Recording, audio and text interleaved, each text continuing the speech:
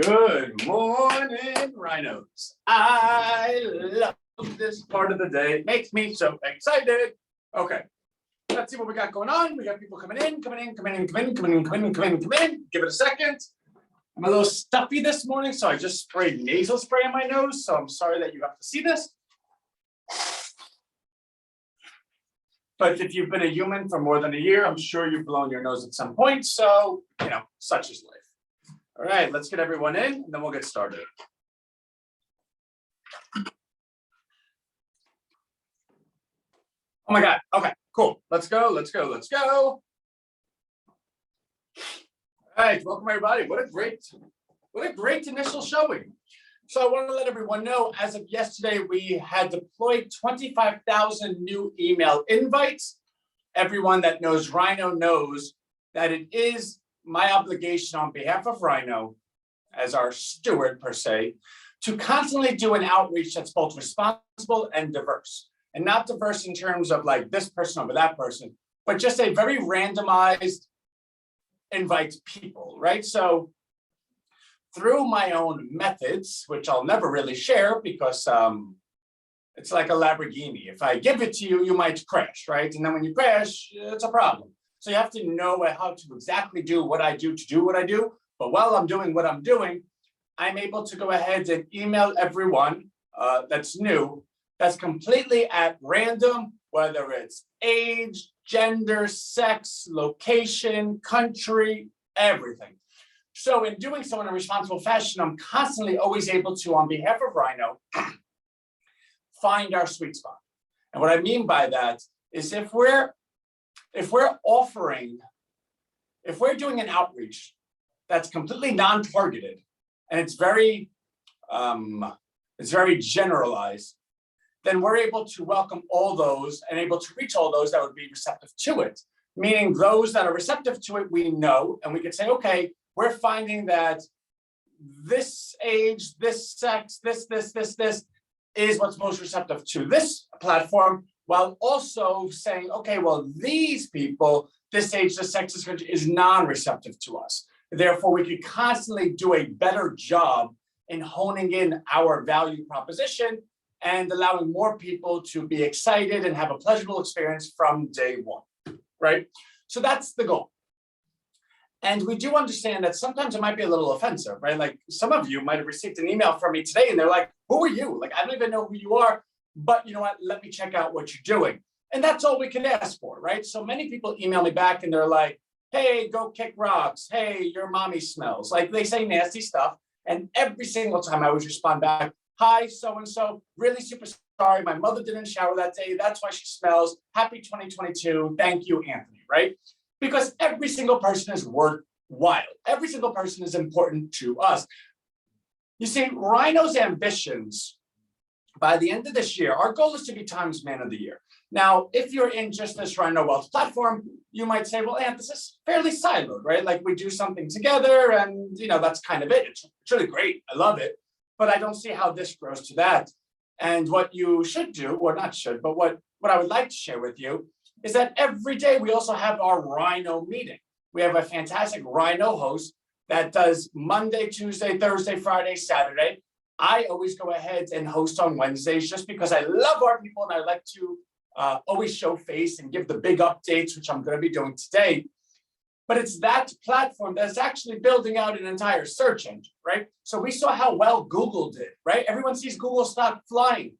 Because what Google understood at a very, very early age was that the way you can capture population is by owning search results. Think about that. So there is no congressman or congresswoman that's in office that has not received a vote. There is no company that's profitable that has not sold a product. Now, when congressmen and elected politicians or politicians looking for elected office, when they go around and campaign, every vote is worth the same. Every person's worth one vote. So that person will go to, the most undesirable locations with people that you wouldn't trust to walk your grandmother across the road, nor would you trust to ever give $1 to, but they go ahead and treat them like all-stars because their vote counts, right? Every person has only one vote. Therefore, no one vote elects a politician. No one product makes a company profitable. But if you go ahead and value every single person and allow every single person to feel that they're being valued larger than themselves, then they're susceptible and very receptive to the experience of feeling bigger than they are. In feeling bigger than they are, they're looking to reciprocate that feeling, right? Hey, you're making me feel like $1 million. I live in a slum with $2 to my name, but you're making me feel like my opinion matters. Therefore, I want to vote you because you really make me feel good. It is that feeling times a community that allows a politician or allows a company to capture the value of that population, because population is always worth more than any individual in that population, because any individual could die tomorrow. Any individual is worth nothing. In fact, in my early career, there was a particular company I worked for. It was called Green Market Impulse or Green Impulse Market. I don't know. We used to work in the BJ stores, the big stores like Costco and Sam's, BJ's Wholesale. And I was your resident windows and siding guy, right? Like I would go up to you and be like, hey, I know that you're shopping for like cornflakes, but let me sell you new windows and siding. And you're like, oh my God, leave me alone. Like, in fact, you're probably looking for ways not to cross paths with me in the aisles. And I would find you. And because I understood what sales was, sales starts with a look. You have to look a certain way. That's not to be premised on born with that privilege. It means being well kept. I believe there's no such thing as an unbeautiful person. Everyone's beautiful. It's a matter if you're well kept or not, right? Like you could take Halle Berry. If you go ahead and not shower her for like a week and let her walk around, she's not good looking, right? You would say that lady's ugly, but that's not really the case. You would just say she's unkept, like she's not taking care of herself. So when somebody sees someone taking care of themselves, when someone sees the value someone gives to their own self, they say, okay, this person knows how to appreciate value. They understand value. Look at how they display it and represent it on themselves. Therefore, the things that they do are probably going to be congruent with those standards. Therefore, let me meet them, right? So upon meeting these individuals, I put on this big smile and this big cheer with these big eyes and this big smile, and my teeth are really white. People would say, Anthony, you have the whitest teeth I've ever seen. Well, when I was 21, I had them bleached. And from that point forward, I decided I wasn't going to drink coffee unless with a straw. I wasn't going to smoke cigarettes. I wasn't going to drink red wine unless with a straw. Because when someone sees my smile and they see the white teeth, they say, wow, he really takes good care of himself. If he does that for himself, then how good of care does he do for others, right? So when you go up to someone and you look a certain way, you give them that big smile and you're happy, they're naturally happy to see you. In fact, my wife and I, we have a newborn son. He's almost 5 months old. And that boy smiles all day. He's the happiest kid you've ever seen. But did he come out the womb smiling? No, I heard him crying. I heard the nurse smack him in the ass and I heard him cry. Why does he smile? Because his mother, my wife and I, every time we look at him, we're so happy we smile. And the way he reflects back to us, the way he assimilates with us is he smiles back. It's a learned behavior. He now understands a smile is somebody you can trust. A smile is a good feeling. A smile allows you to feel like you're safe. If you think about in your life, the percentage of times that somebody was smiling, that they were in a good place or that they were happy or that it would behoove you to be emblematic of them, you probably could come up with a probability of like 100%, meaning it's a learned behavior that when you see a smile, you're naturally gravitated to it. So if I'm walking around super well-kept, white teeth, big smile, and I'm like, hey, I'm really, really sorry. Please pardon my bother. I'm working for this company doing windows and siding, and we really, really just love the opportunity that if we could, if we could help you at all and you could simply just sign up and we could check it out for you, it would be wonderful. And if not, we could part as friends and really thank you for your time. Even if that person didn't own a house, I'll tell you, I've gotten leads where people did not own a house. They just said, I don't know, I liked you. I didn't want to say no to you. They liked me. And I'd always go back to the office, and there's a point of the story, right? So I'd go back to the office at the end of the day, and I would hoot and holler. I always had the best results. I, Anthony, had the best results. I beat everyone by many, many multiples. But my team always lost. And I was I was young. I don't know, like 17, 18, 19, whatever age I was, maybe even 20. I don't know. But anyway, so I was not happy. I was like, and I would look at my team and I'd be like, when you're that young, you don't understand. So I hated my team. I was like, you guys are a bunch of bums. Can you do something right? Can you be even half as good? If you guys can even be a quarter as good as me, we'd win. But I keep losing because of you. And I really, really thought that. I thought whipping them was going to be the best course of action. That's what my parents did to me. My father, you could only assimilate him to a personal trainer at the gym that's making you lift more than you ever dreamed you could. You hate him, but you can lift it because you were forced to do it. Now, do you appreciate that or not? I don't know. We got to see how my life ends up. Maybe I end up killing myself one day. That's not good. Or maybe I end up being president of the country. That's a good thing, right? So to be that type of father, you're taking a huge risk and you're allowing many people to fall off because not everyone is responsive to that personality. In fact, many people hate that. You have to have a really particular person, such as myself, that says, you know what? Tell me no and I'll do it right now. That's me. I will not lose, right? So I would treat my team like that. First of all, they're like, who died and left you leader of this team, right? Well, I do the most sales, therefore I'm the leader. No one on my team liked me. Everyone hated me. And one of the most important things I ever learned was when my boss pulled me aside and goes, Anthony, you are actually the least valuable employee in this entire office. And I was like, what? Do you not see the numbers I put up? I single-handedly am your best employee, and maybe you're a terrible boss because you don't know what you're talking about. And he goes, no, Ant, you don't get it. You're only as valuable as you can produce because you're incapable of duplicating yourself. You're incapable of teaching. You're incapable of leading a team. Therefore, if you're sick one day, what do? The whole company lives and dies with you. In fact, you can't even grow bigger results because you can't teach anyone how to do what you do. So yeah, you might be really great at what you do, but it's siloed to just you. Meaning the fact that you can't teach anyone and you can't inspire a team and you can't duplicate yourself and you can't make others better, you're actually the least most valuable person because you cause dissension and aggravation in the office every single day. And I was like, well, that hurt. I was like, wait to hear a sentence that you hold the rest of your life, right? And that was tough, but it was right. And the fact was that no one person's ever worth anything.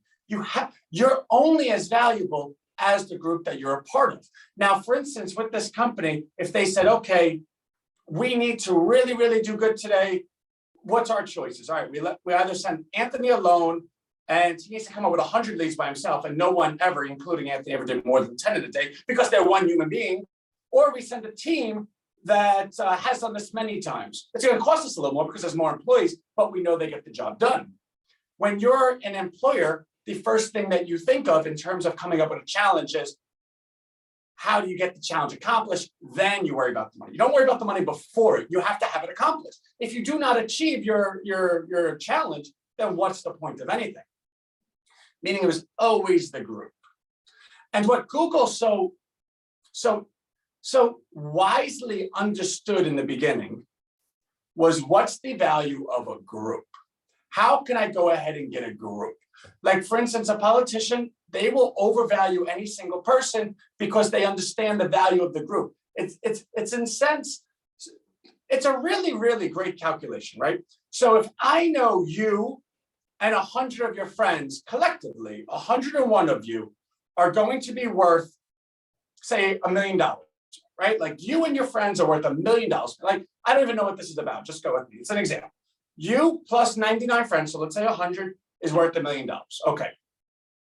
But you by yourself is only worth $1,000, right? So 100 times 1,000 means each individual, if you add them all up, is worth 100,000. But if you go ahead and value the group and take out the individuals, just the group, it's worth $1 million. Meaning the group is worth 10 times more than any individual could be, and that's assuming you have all the individuals together. So as a politician, when you go and you campaign, you don't care that one person votes you. It's not like you go to that one person and say, oh my God, I need you to win this election.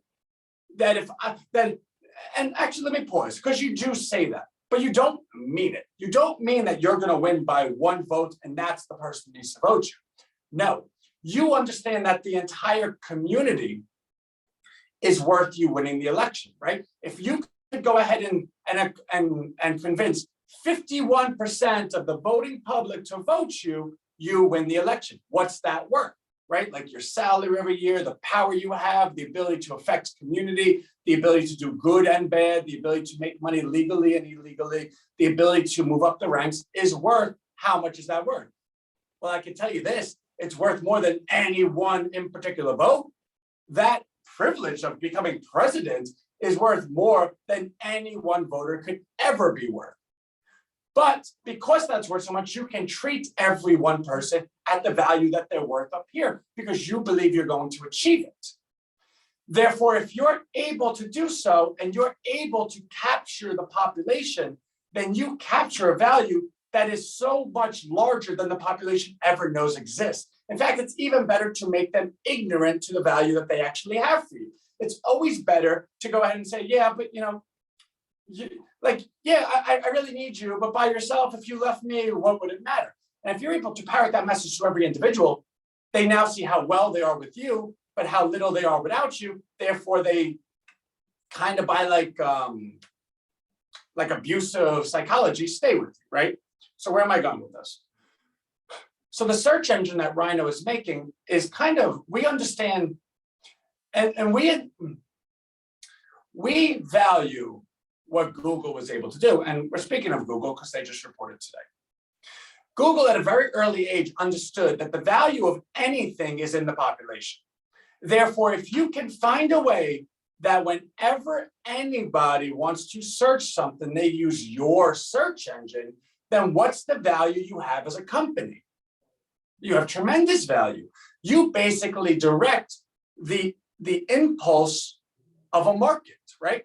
So say, for instance, I don't know, Loose Hardware can't make a sale, right? Loose Hardware, they sell the best hammers, the best everything, but they can't make a sale because they live in East Bumble, wherever, and they don't have traffic. So they're like, okay, I have this hardware store. Okay, cool.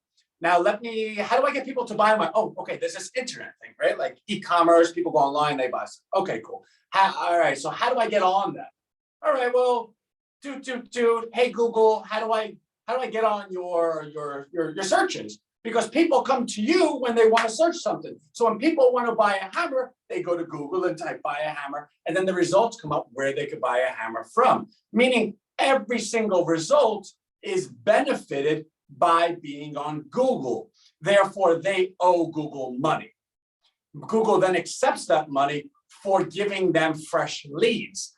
Because the person that searches they want to buy a hammer conceivably wants to buy a hammer that second. Therefore, if you sell a hammer and somebody looking to buy a hammer comes to your page the moment they're looking to buy a hammer, that's worth something to you. So in the world of Google, though, who's the product and who's the client, right? The client is the search results. They're the ones paying Google. The product is what they're paying Google for. The search is, which means you are the product. So when you go on Google and you say, oh my God, this is a free platform, it's not. You were convinced to believe it's free. You were convinced to believe that you're worth more than you are because nobody's giving you anything. Google doesn't send you a check. Google doesn't say, hey, thank you, Miss Jones, for coming onto our site. Because you searched hammers, Loose Hardware sent us $10. And of that $10, we believe you deserve 2 of it, so we're sending it to you. They don't do that. In fact, they do such a good job of making sure that you never know that you're the product. And the way they do that is the way a politician does it. They make you feel amazing. Hey, don't worry. Look, we're social justice warriors. Look at these things we're doing. Look at these things we're doing. And all the while, they just keep selling you over and over as their product to the people that need people to buy their stuff. So where's Rhino come into this, right? So for those, and I guess I went a little bit long on Rhino, but that's okay. I mean, we're together and we'll get into the stock market in a moment. But where Rhino comes into that is Rhino understands that the top 1% of income, the top 1% of wealth distribution owns pretty much 99% of the goods and services. Now, I always say that, and that's wrong. It's directionally accurate, but it's a complete lie, right? The top 10% of the world owns actually 70% of the world.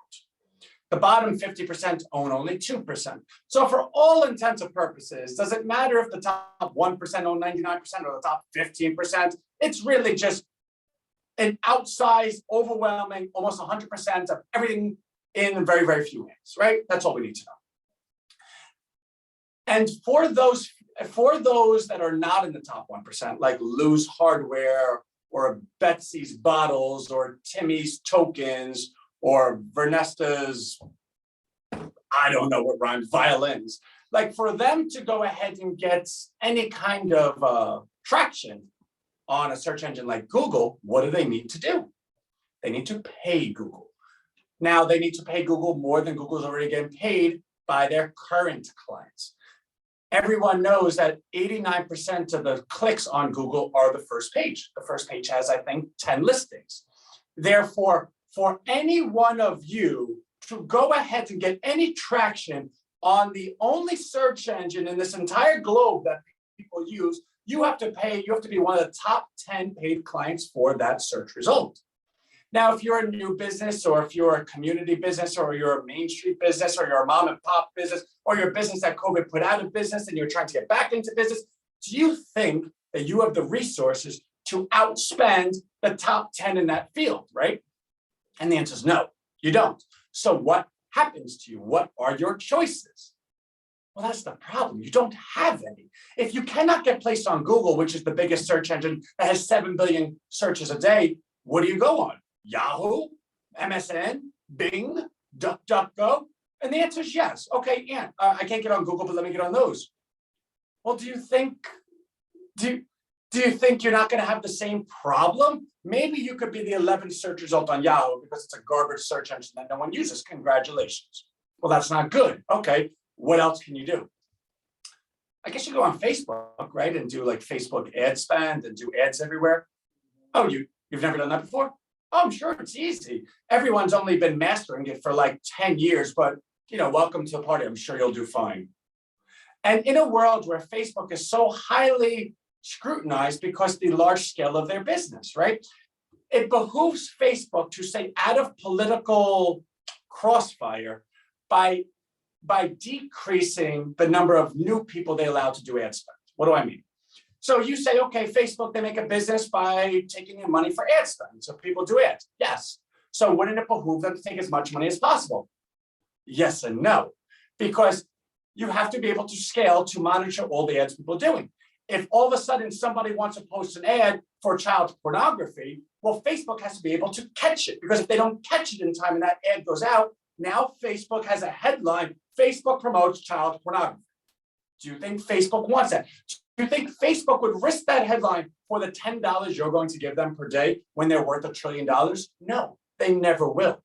Therefore, Facebook, implicit in their business model, is that if you are new, they don't really care about you. And in fact, if you're new and you say, all right, well, I'm not a regular new guy, I'm going to come in with $1 million ad spend right away. Do you think that's not red flags all over Facebook? They want nothing to do with you. In fact, they look at you as like, you've never been here, and all of a sudden you're going to come in with $1 million a day. Who are you representing? Where's the money coming from? They will go through your tax bill. We do $10 a day in Facebook ad spend. Do you know why? Because we want Facebook to know, like, hey, we've been around with you. We've been a customer of yours for years. We're not the new guy on the block. Our ad spend yields us 0 results. But when we do want to go ahead and do a real campaign, we know that we have a Facebook rep, and Facebook knows us. They've been hitting our credit card. They've been hitting our debit card for years and years and years. That's why. In fact, people respond to our ads and they post pictures and click likes and all the rest, and we allow it because that's good. It allows Facebook to know that we're normal human beings. That being said, does Facebook care about you and Lou's Hardware and you're going to do your first Facebook ad? No. So what do you do if you're Lou's Hardware? How do you reach people? You don't. You die. That's the point. Your business goes out of business. Your product gets purchased by a larger company, and you look to be an affiliate marketer, or you look to be an employee of a larger company. That's what happens. You see, right now, this economy only is in one direction because of the growth of all the particular different types of departments. It is a partnership between big business and big government. That's it. There is no middle class, that there's no fertile ground for middle class seeds to sprout. It does not exist. You cannot be a small business owner and think that you're going to have this great success that's based on your own merits. In fact, you could be a small business owner that has success and you'll be one of like 10. It's possible, but it's not as likely as it once was. Therefore, the other 9 out of 10 that fail will become employees of larger companies. Those larger companies then by default become larger because now they have more employees, which are also, because they're putting companies out of business, means that they progressively get more customers because there's less competition. So larger companies get more employees, less competition, more customers, they grow.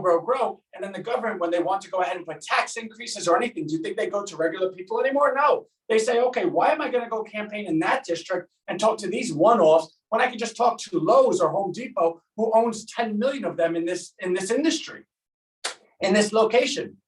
I'm just going to do that. So you then have where the government, the person leaves government, then they become a lobbyist on the behalf of that corporation because the corporations are so large. The problem with the country, the problem with society, in my belief, is inequality. That inequality can only be solved by opportunity and education. That's Rhino search engine. That's Rhino Street. If you want to support a Wall Street company, search a Wall Street search engine. If you want to support a Main Street company, search Rhino Street search engine. Because here's what Rhino Street is. It is a search engine that only shows results of small business companies. That's it.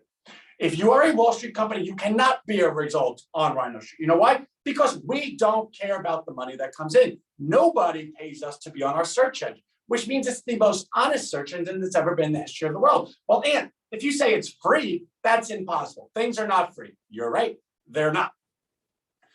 But if we're able to go ahead and capture the value of that 99% population that's being effed over every day by the 1%, and we go ahead and firmly educate them and say, hey guys, if you want to go ahead and support Main Street, the communities, the small businesses that are being taken over and being kicked and abused by those guys, just do your search results here, because the search results that you're going to receive are those companies. Therefore, every time you search on Rhino Street, you are putting one in the checkbox for small business and taking one from big business. And if you understand that politicians can only be voted by votes and companies can only be profitable by purchases, then what you're doing is you're effectively decreasing the strength of them because now they're decelerating, they're shrinking because you're taking customers away from them. At the same time, the customers are going to the portion of the economy that you want to grow. Instead of customers buying stuff from Target, they're buying it from Loose Hardware, which means Loose Hardware gets to stay in business. Loose Hardware gets to hire employees. Loose Hardware gets to compete with a smaller Target because now Target has less purchasers.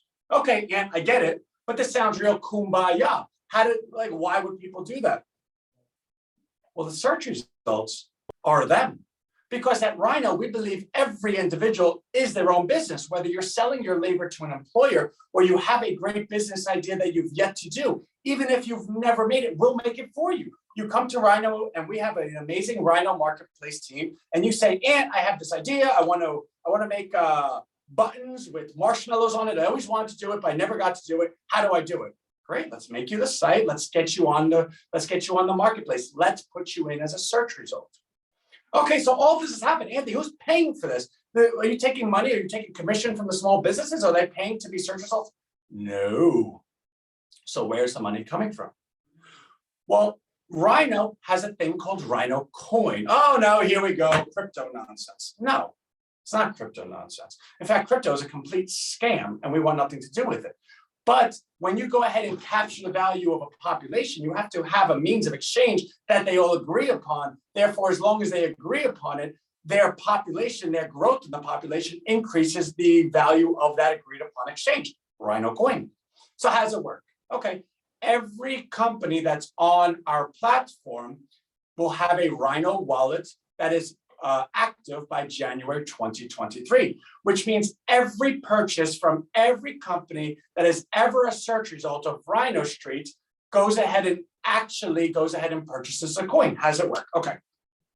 So say Lose Hardware sells $100 in hammers, right? That $100 comes to Lose Hardware. Everyone's happy. The person bought the person that bought the hammers sent the $100. The person that sold the hammers collects $100. But implicit in that transaction, once the $100 hits, it goes to the Rhino wallet inside of Lose Hardware shop. That Rhino wallet immediately purchases $100 worth of Rhino coin off the free market, because January 2023, Rhino coin will be on Coinbase and Kraken and Binance and blah, blah, blah. Also, so Lou's like, all right, Ant, I get it, but I don't really want to own $100 in Rhino coin. I want my $100. That's how I pay my employees. That's how I pay my mortgage, etc. Okay, well, there's a feature inside the Rhino wallet that allows you to redeem it immediately. Once $100 is purchased, that $100 can then be sold immediately for that $100 to enter back into Lou's account. So Lou's like, wait a second, why do I even have this wallet if I'm just buying and selling it? Because transactional volume.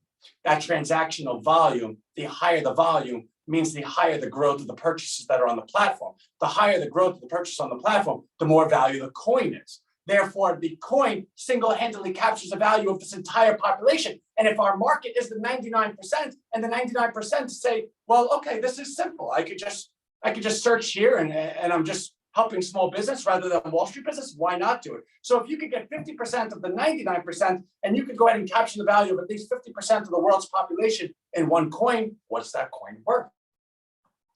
Now you understand that coin is worth more than any one individual. But the fact that you could go ahead and capture the individuals, do everything in the best interest for them, give them an experience that they like, give them an experience that they want, go ahead and solve a global problem. In doing so, you can yield results and yield fortunes you've never known before. So Anthony, who owns this coin? Because it sounds like the person that owns the coin owns everything. It is, it does. Congratulations. The coin is owned by all the members. That's what makes Rhino. We distribute that coin to every single search result. Every single person that's on the platform receives 50 coin every single month just for being part of Rhino. In fact, we have a complete spreadsheet that shows Rhino, shows all the transactions, shows the growth on a weekly basis projected for 2 years out. We have that all. We allow everyone to go ahead, and if they have the vision to see where it's going, to go ahead and step in and buy additional coin. We have over 700 holders of coin.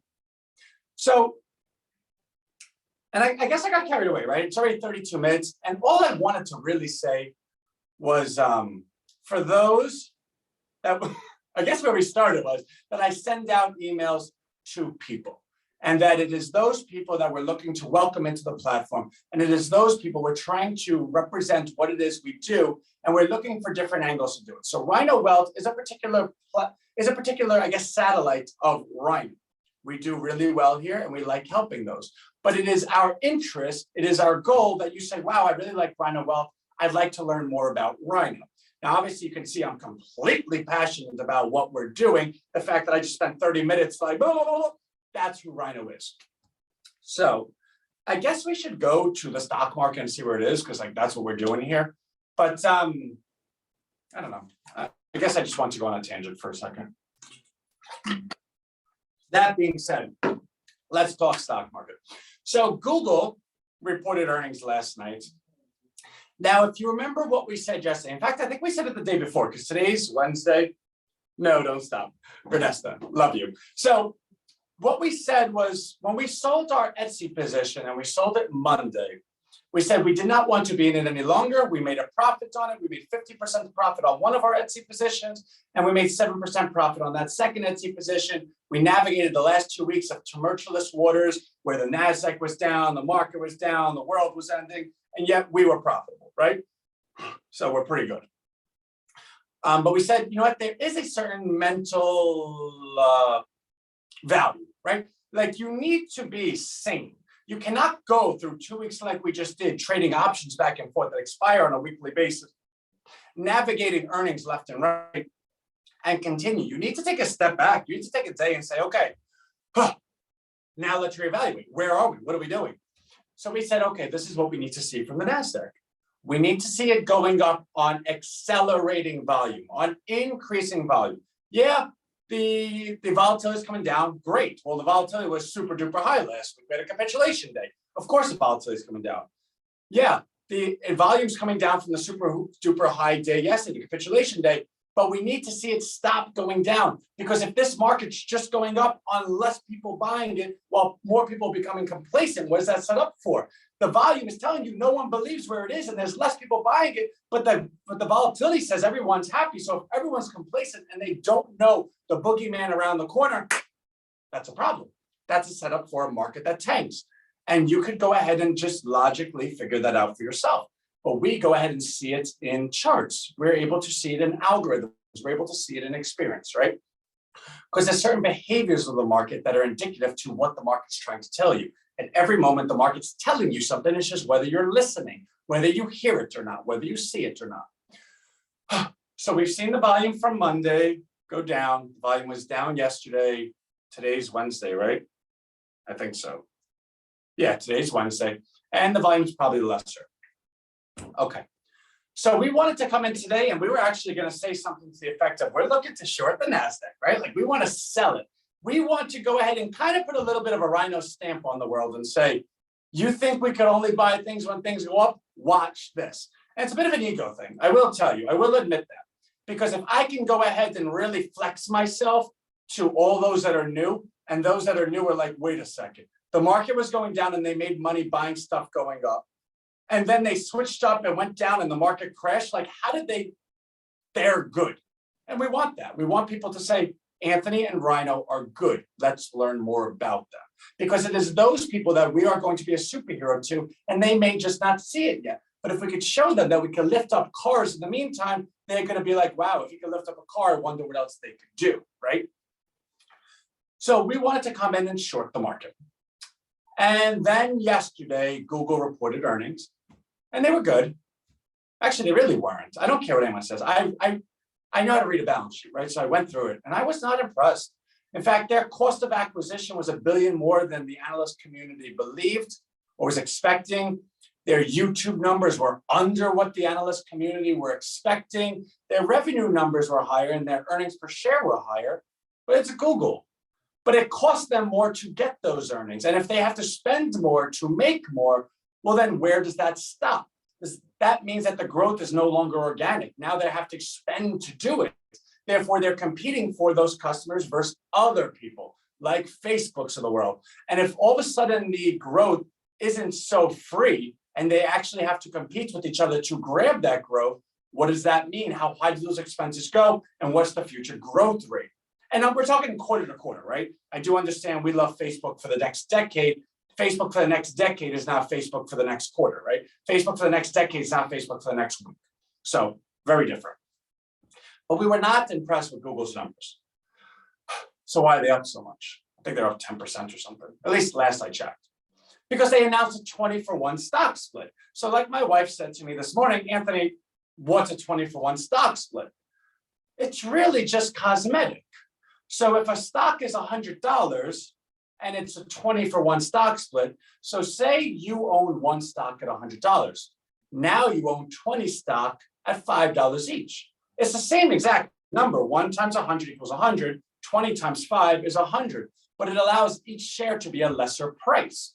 Well, why would that matter?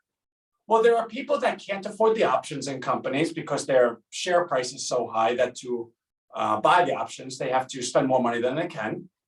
There's people that cannot buy a full share of a stock, and subliminally, psychologically, they're like, well, I don't want to buy a half a share of a stock. I want to buy a full share, therefore I'm not going to buy that stock.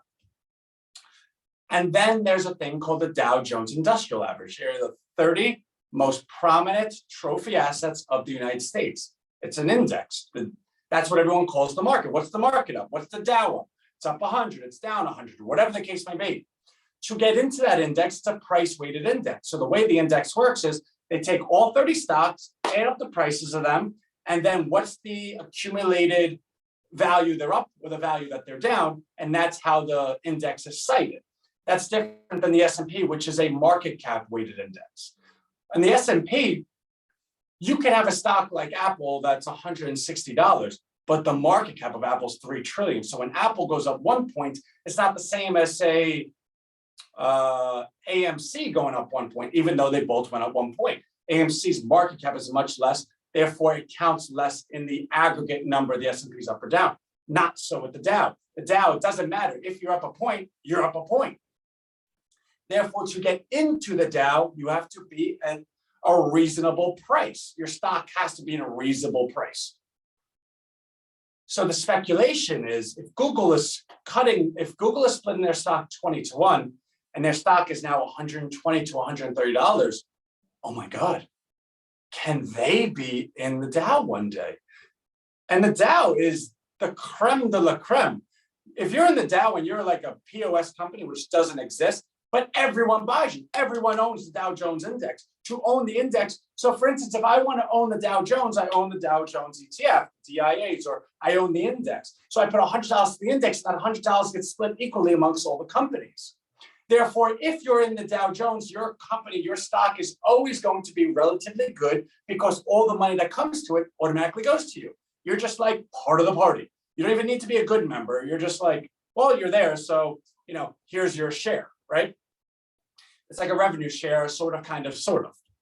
So the speculation is they're going to be in it, but when, right? Like the stock's up 10%. Are they going to be in it today? Are they going to be in it next quarter? Are they going to be in it next year? I don't know, but it seems very cosmetic. For a company to go up 10% on the belief that maybe they get into an index that then yields that maybe that new money buys them, would have to make the assumption that people that there's going to be so much new money. I don't know. Google's a pretty big company. I think everyone that wants to own Google owns Google. Now, mind you, if they go into the Dow, more people will own them because there are more people in the world that own the Dow Jones Index than own Google. But there is a lot of money in Google. In fact, Google would be a top 5 market cap in the Dow Jones anyway. So it's not like they would get this super duper oomph from being in there. That being said, the stock had gotten annihilated. The NASDAQ was down. This is good news. People get excited, whatever. But that's cosmetic. That's not real. That's simply just allowing someone to be like, oh my God, this could happen in the future. I better get in it now. Now, why does this matter? Okay. So because I wanted to short the NASDAQ going into today, and because that happened, it then changes things. So if the volume is still lesser today than it was, even with something like this, then I know the NASDAQ is like everyone that bought it, right? And we're going to take a look at a chart together. We still got 18 minutes, and I promise you I will get to it. But if Google's YouTube numbers were bad, what's YouTube? That's their advertising arm in terms of content, in terms of ads, right? Like people that go on Google and pay for Google is to be a search result, right? So people go search on Google and they come up with that. That's fine. But people that go on YouTube watch something and then an ad comes to them that's demographically targeted to them, that's being paid to target them. What does that sound like? Sounds like Facebook. That's how Facebook makes their money. Therefore, you can take a look at YouTube and make assumptions of how Facebook is doing because they are the same business. In fact, people that spend on Facebook spend on YouTube, and people that spend on YouTube spend on Facebook. So if YouTube numbers missed, well, that's not good for Facebook, because the only way that's good for Facebook is if Facebook could say, well, we're so great that the reason YouTube missed is because we're better than them and we took the money away, which I don't think they can say. It's not like anyone you talk to, if you say, where do you like marketing, Facebook or YouTube? I actually think more people say YouTube.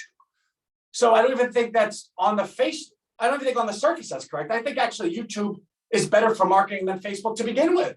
So if YouTube missed, you would have to believe Facebook is not going to kill it. Facebook's probably going to come in line or miss too.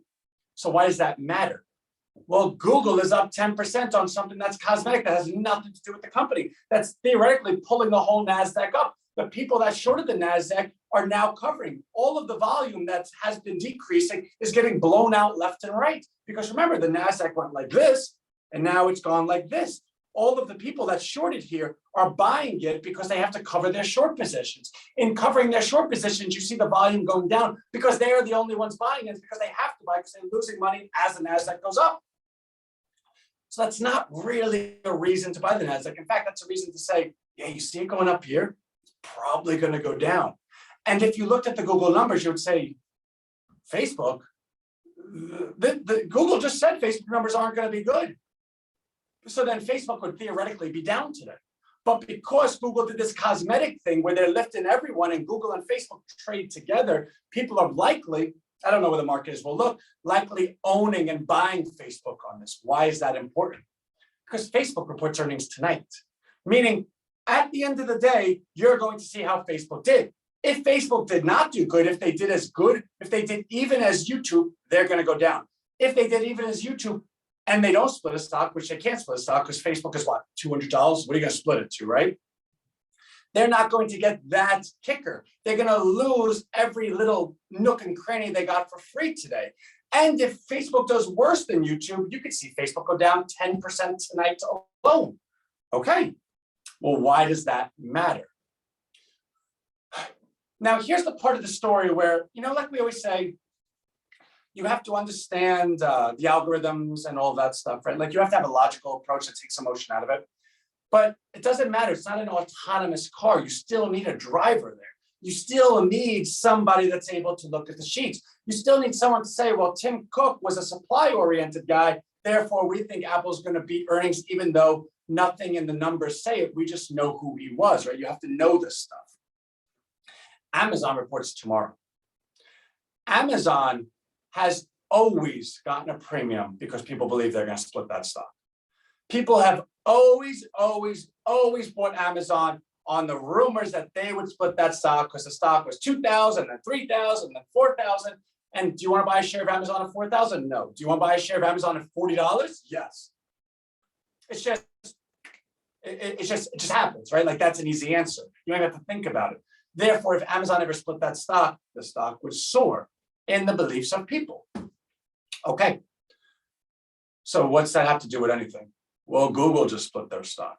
If Google just split their stock because they want to be in the Dow, now the rumor is, oh my God, it's finally happening. Even Google did it. Amazon's going to announce a stock split. Let's buy Amazon here. So conceivably, Amazon's up right now, and I don't know it because they believe that their stock's going to be split Thursday. And Google's up 10% on a stock split. Why wouldn't Amazon be up? Okay. Well, what's Amazon's business? Well, Amazon does e-commerce, right? Like you go to Amazon, you buy some stuff. Cool. Where did we just come out of? A pandemic. Where did you buy your stuff while on lockdown? Amazon. So conceivably, the best environment for Amazon, because you purchase stuff from home, would be in a pandemic environment where you're on lockdown and you have to buy from home. Yes, we're not in that anymore. I know. So is it conceivable that the environment today is less conducive to the profits that they made last year? Yes. So is it feasible to believe that their numbers are not anywhere going to be near anywhere what people believe they're going to be? Yeah, that sounds like it makes sense. There's no way they could do as good as they did last year. Now, the revenue numbers will probably be up because they had a year of growth.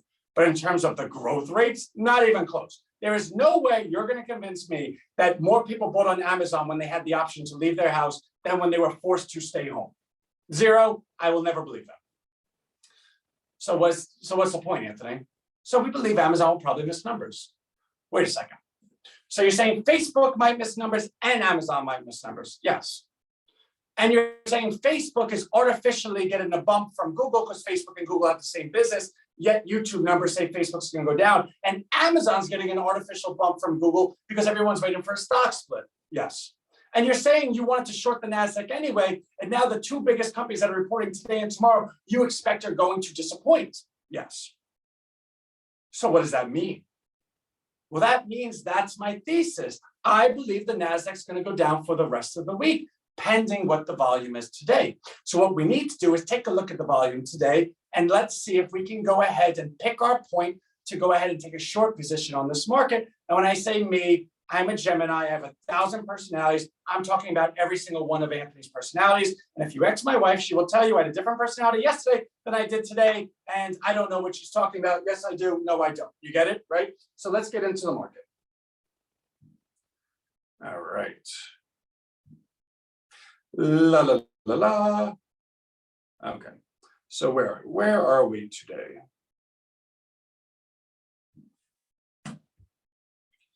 All right, so the Dow's up 31, the NASDAQ's up 53. That's kind of cool. I think it was up more before. Oh, that's another thing. See PayPal. Ooh, Google's only up 6.8%. It was up like 10%. We're going to go into the charts. PayPal's down 25%. There's things that tell you things. Do you remember when we saw Netflix's earnings and Netflix got annihilated? And we said, when you see a company that large get obliterated, there is too much fluff in the market. There are people that are just still getting blown out. It did not reach a bottom if Netflix could be surprised 100 points. Same thing with PayPal. If PayPal could be surprised by 25%, it tells you that the belief in the market is still really high and the market's still very susceptible to being disappointed. So that's another reason we're looking to take a short position. Okay, so let's see where stocks are, right? So as you notice, the super duper list has no one there anymore. I kind of feel like this is getting away from us. So let's see where Facebook is today. Oh, you mother. Sorry for cursing. Look at where Facebook started, 328. It's now 322. Oh my God. You know, sometimes you're just on point. Okay, let's see where Amazon is. And I'm sorry that my words could have sounded like I was going to curse. Amazon started at 3,100. It's now 3,030. Oh, man, we had such a chance run by us. In fact, if we did what we wanted to do at the beginning of the day, we'd be up 40% right now. All right, let's take, but you know what? Anthony, you talked about it the other day. Process. You have to be consistent. If we do not trade the first hour because the first hour is a bunch of do-to-dos, then we cannot be disappointed when we would have profited, because more times than not, we would have lost money. So you cannot be mad the time you would have made money, when actuality, you would lose money more times than that. And I'm pretty sure that sentence was like, didn't even make sense, but you understand. Okay. So let's take a look. Now, this is the QQQs. I don't know what this is. I think that's Apple volatility. So let's pull out NASDAQ volatility. Okay. So what do we see? Okay. So we've seen volume go down. We've seen price go up, but not really. Like, yeah, price is going up, but is it going up by a lot? In fact, the Qs are only up 0.5% right now. In fact, you just had one of the biggest companies do really, really well. In fact, Google's up 6.5%, and the Qs are only up 0.5%. That's not good. Now look at this volume. So as the market's going up, the volume's going down. Less people are buying it. Less people believe this. In fact, it's probably conceivable that everyone buying is just covering these short positions. And if those are the people buying, then you have a serious problem, because the only people buying are buying because they have to. So you have capitulation on the downside, right? I don't want this anymore. Let me sell it. Well, it's the same thing on the upside. If you're betting on a stock to go down and it keeps going up and you eventually buy it, so you buy a stock that you hate, you buy a stock that you think is going to go down just so you can stop the pain of it hurting you while it's going up. Conceivably, when that ends, there's no one left to buy it, because the only people buying it were the ones that didn't like it to begin with. And if the only people buying a stock are the ones that don't like the stock, that's a problem. So the volume's going down. Now, where's the volatility? So it's all fun and games, right, when the volatility is going down. But I got to tell you something. That volatility stopped going down. So now you have volatility turning up, you have volume down, and you have price that is really having a struggle to go higher. And what's bothering me is it's all happening right in front of our face. Okay, that's okay. So, so obnoxious. All right, because there's also a thing where you don't want to chase stuff. Like, for instance, Facebook was up 8 points. We would have made 8 points already, so now we're kind of chasing it. Anyway, so XLY is the consumer discretionary ETF. Now, the XLY's largest position is Amazon. The XLC is the communication service select ETF. Their largest positions are both Google and Facebook. Now, if Facebook does well tonight, this will conceivably go up tomorrow. If Facebook does well tonight, this conceivably will go up tomorrow. But this still has Amazon that's going to report tomorrow, which can then still not do well. Therefore, this is what we want to short. Because if Facebook doesn't do good, the whole tech index is going to come down and Amazon will come down with it. If Facebook does do good, everything will go up, but Amazon's still there, meaning it still kind of is on its own. I'm really disappointed right now. Really was hoping that didn't happen just like that. So let's take a look, right?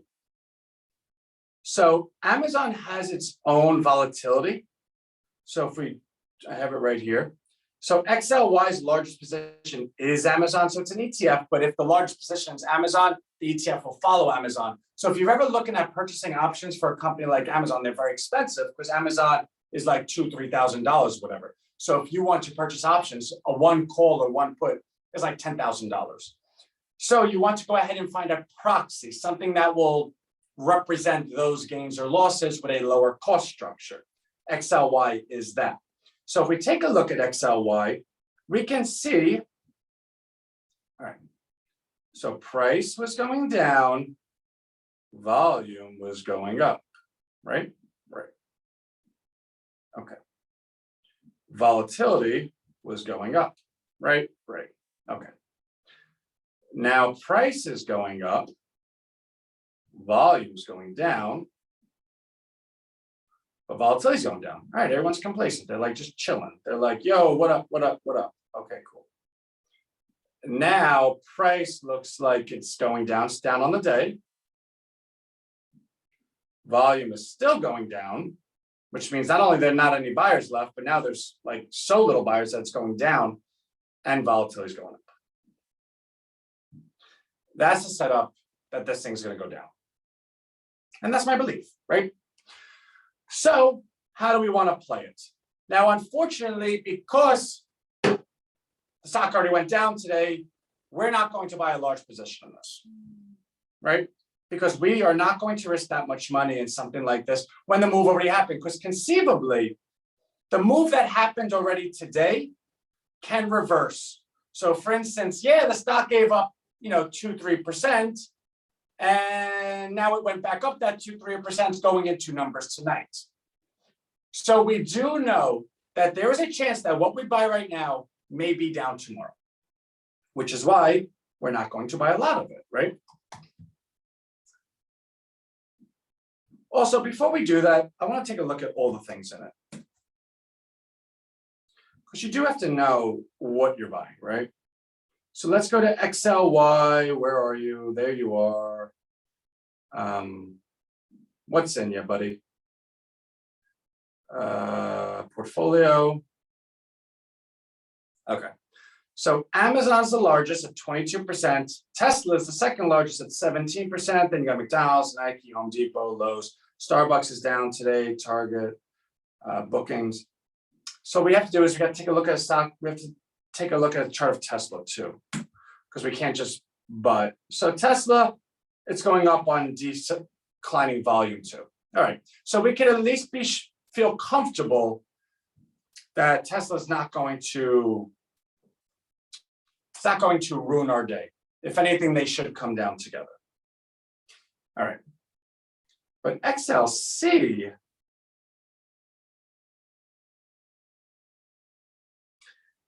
I gotta tell you, this is looking really sexy too. Like, look how much it's up. All right, this is getting tough. Woof. All right, XLC, let's see what's in there.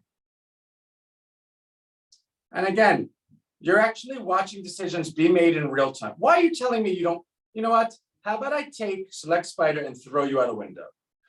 XLC Holdings. All right, 21 more rows. Market Watch. All right, so Facebook is 23% of this. Alphabet is 11% and 10%. So yeah, so they're both equally about 22, 23%. Then you have AT&T, which is the biggest garbage company.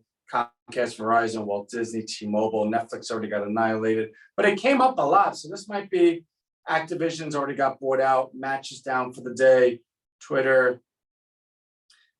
I gotta tell you, they both look really tasty. All right, so let's just take a look real quick.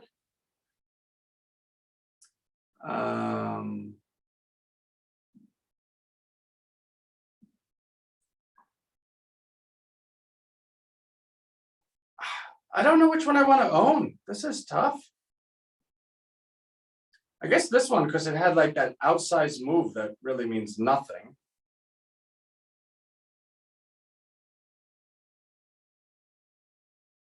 Tough call, tough call.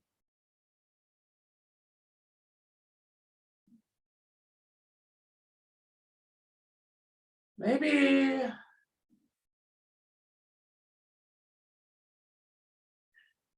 Let's go XL. You know what? Let's just buy both. We'll look cooler. No big deal. Okay. All right. So XLY, let's buy the options. We're going to buy the puts. And we is still me. I'll go to February.